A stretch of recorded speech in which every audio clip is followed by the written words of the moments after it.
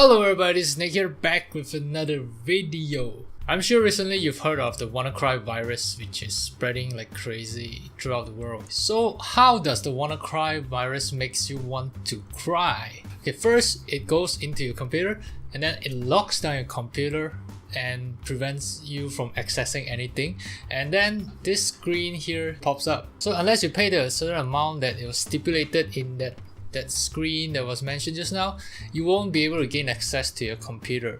Basically, if you're on the internet, you're actually vulnerable to the WannaCry virus. So today in this video, I'm going to show you a few ways that you can actually prevent the WannaCry virus, or actually minimize the damages of the WannaCry virus, coming right up. Step number 1, backup. This is the basic of all basic. Even your grandmother knows about backup. Okay, backup is not only for WannaCry.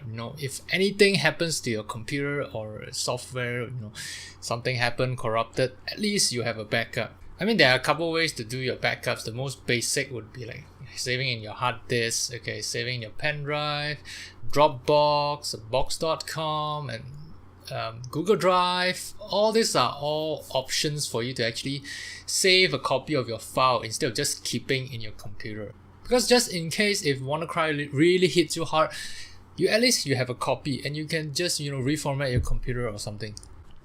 Alright, the following steps are a bit more technical. That's why now I'm on my computer and I'll show you how I actually prevent the WannaCry virus from entering my computer. Basically, WannaCry penetrates your computer by file sharing mechanisms. There are actually a few internet ports on your computer that actually allows file share, and that is how the worm actually gets into your computer. Let's get into it.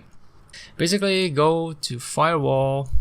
Once you click the firewall, you'll come into this page and go to advanced setting, inbound rules.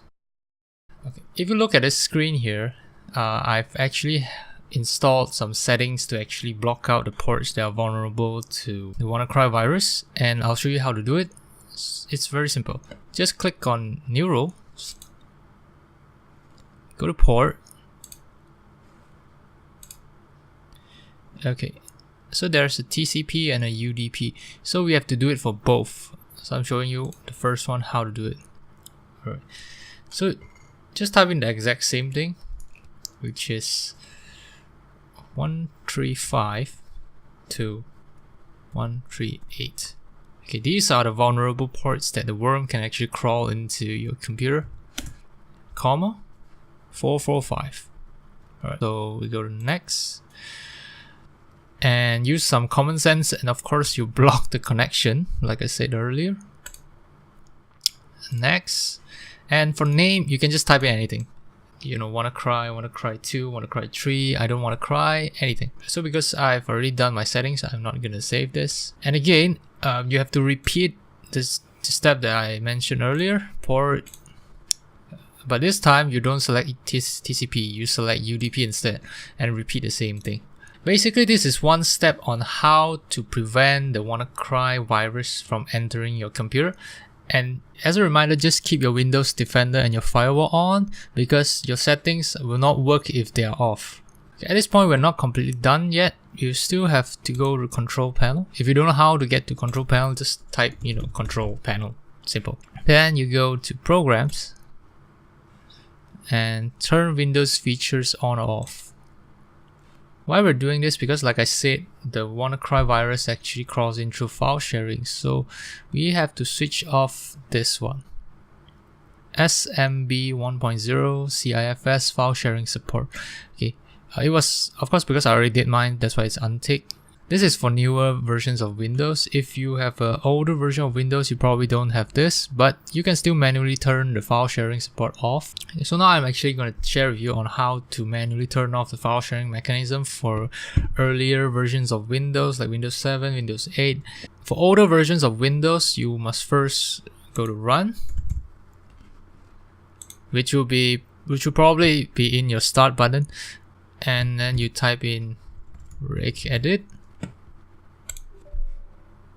Okay, once you see this window with the name registry editor, you go to H key local machines, system,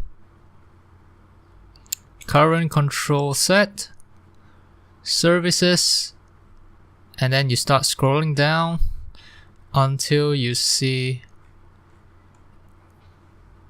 LANMAN server. And then you go to parameters, and this is where you do your editing. So as you can see, I've already put in mine SMB1. From here, you just have to right click, put in new, and then go to dword.